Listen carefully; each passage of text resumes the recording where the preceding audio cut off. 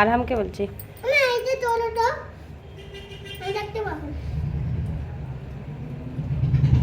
আসসালামু আলাইকুম, আপনারা সবাই কেমন আছেন? আলহামদুলিল্লাহ ভালোই আছেন। হ্যাঁ, আমরাও ভালো আছি। যারা আমার ভিডিওতে নতুন আছেন প্লিজ সাবস্ক্রাইব করে দেবেন, আর যারা দেখছেন তাদের কোনো ব্যাপারই না। তো আমি আজকে করবো ক্যারামেল মিষ্টি দই। তো তার জন্য নিয়েছি আমুল গোল্ড, টক দই, চিনি। তো এখানে আমি একটা পাত্র বসিয়ে দিলাম, পাত্রের মধ্যে দুধটা ঢেলে দেবো।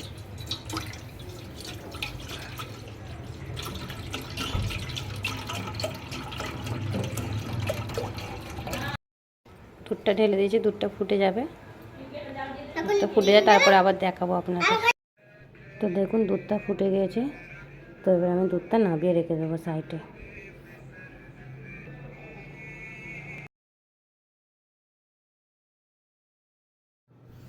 এবার গ্যাসের মধ্যে আমি একটা কড়া বসিয়ে দেবো। তো কড়াতে আমি চিনিটা ঢেলে দিয়েছি। তো চিনিটা দেখুন আস্তে আস্তে গলছে, গলতে গলতে ক্যারামেল হয়ে গেছে, একদম লাল হয়ে গেছে, রেডি হয়ে গেছে। তো এর মধ্যে এবার আমি দুধটা সব ঢেলে দিলাম। দুধটা ঢালতে থাকবেন, অনবরত নাড়তে থাকবেন, নিচে জড়িয়ে যায়। তো আপনি নাড়তে নাড়তে দেখবেন সব ঠিক হয়ে যাবে।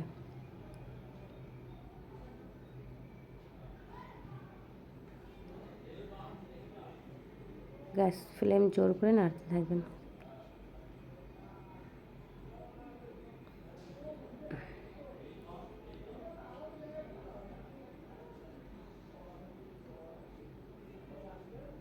দেখুন পুরো কড়া নিচে জড়িয়ে গেছে। তো আমি নাড়িতে নাড়ছি। দুধটা নাড়তে নাড়তে দেখবেন ধারে শুকিয়ে যাবে। তবে নাড়িতে ওটাকে ঠিক করতে থাকবেন। তো এর মধ্যে আমি একটা এলাচ দেব, আপনারা চাইলে দেবেন, নাও দিতে পারেন। তো আমি একটা এলাচ দিয়ে দিলাম, দিয়ে আবার ফুটিয়ে নেব। তো টক দইটাকে আমি জল ঝরিয়ে নিচ্ছি। দেখুন এই চা ছাঁকনির মধ্যে দিয়ে দুধটা দেখুন পুরো ফুটে শুকিয়ে গিয়েছে, একদম 1 লিটার থেকে কমে অনেকই কমে গিয়েছে। দেখুন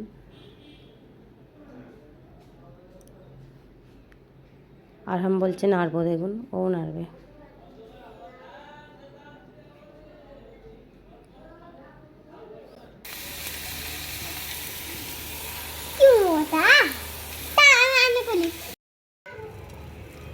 তো দেখুন আমি একটা এমন হাঁড়ি নিয়েছি দইয়ের, এতে দই বসাবো। তো এই দুধটা ফুটে গেছে, টক দইটা মিশিয়ে এর মধ্যে ঢেলে দেবো। টক দইটা আমি দেখুন ফাটিয়ে নিয়েছি, আরহামও ফাটাচ্ছে তার সঙ্গে। ও বলছে আমিও ফাটাবো, দেখুন ও ফাটাচ্ছে।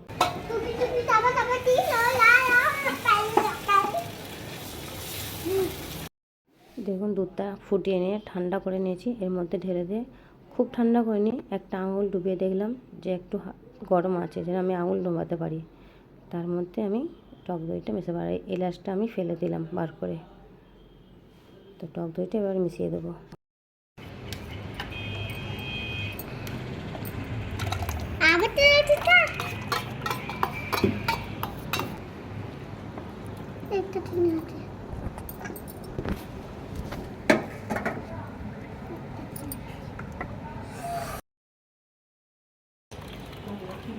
দেখুন এই হাঁড়ি দুটোর মধ্যে ঢেলে দিয়েছি এবং পেপার দিয়ে আমি প্যাক করে রেখে দিয়েছি। তারপরে দেখা।